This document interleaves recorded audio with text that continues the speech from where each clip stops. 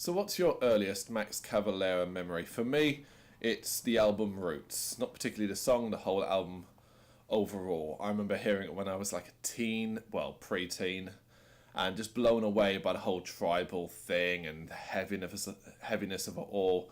After that, I was hooked on Sepultura, and going back to the earlier albums, of course, what would follow after Roots would be Max leaving the band and creating Soulfly. And many, many years further down the line, Cavalera Conspiracy, which are one of my favourite modern metal bands. But we're not here to talk about that. We're here to talk about Soulfly, specifically their new album. It's called Ritual, and it's out now, the 11th album from Soulfly. Max is a busy man. He always seems to be doing something. He always seems to be doing something with another band, be it Soulfly, be it Cavalera, be it the Sepultura anniversary shows for Roots. He never seems to stop. It seems like one project ends, another one starts. And it wouldn't surprise me if he starts another one soon.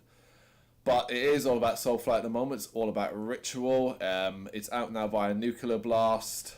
It's 10 tracks long. It's the title track that kicks things off in very familiar style. If you're expecting the Soulfly tribal stuff, maybe a bit of early Sepultura in there as well, you're going to get it here. And it is fantastic. I love this as an opening song. It's probably the best song on the album for me, because it's all about that tribal here with a lovely little chant at the start, overpowered by the squealy guitars, before the heavy groove of the remaining instruments come along to sort of up the game of the track. It's a killer start. It's familiar. There's no like, oh wow, this is so out of the box for Soulfly. But you know, we shouldn't be expecting anything at this stage. This is Soulfly. This is what Max Cavalera does.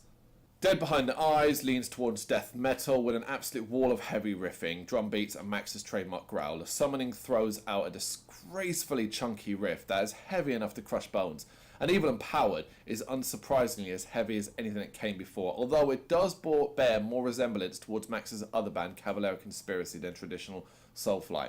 It's just something that kind of crops up occasionally throughout the album.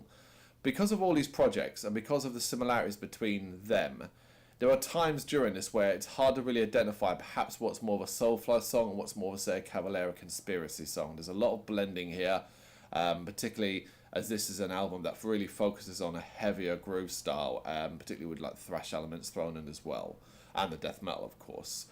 At the halfway point, though, it's good to sort of see that Soulfly haven't lost any of the fire or aggression that made them such a force to be reckoned with when they first showed up. If anything, actually, they're getting heavier and more aggressive as the years go by. Again, I think, like I said, that's Max's influences from the metal world in general. He's always got his finger on the pulse on that, and obviously his whole thing is now his family, and including his family. You know, his son's now part of Soulfly. There are a few surprises here, but there are some. Ritual is just another great Soulfly album. It's as simple as that, really. A solid slab of heavy metal with plenty of leanings towards, as previously said, death, thrash and groove.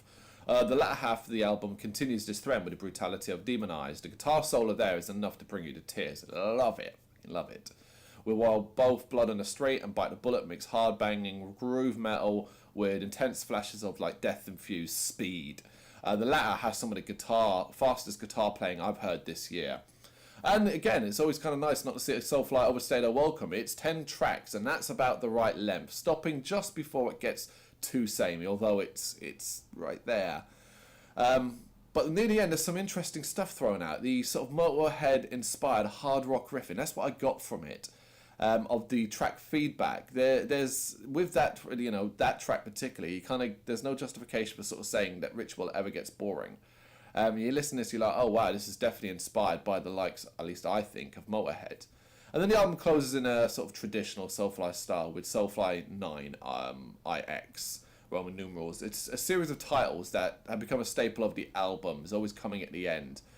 What's less traditional here is this is an odd song. It's an odd finale. It's about 3 odd minutes long. There's no vocals. It's not even a metal track. It's just moody melody with a bit of like jazz saxophone thrown in.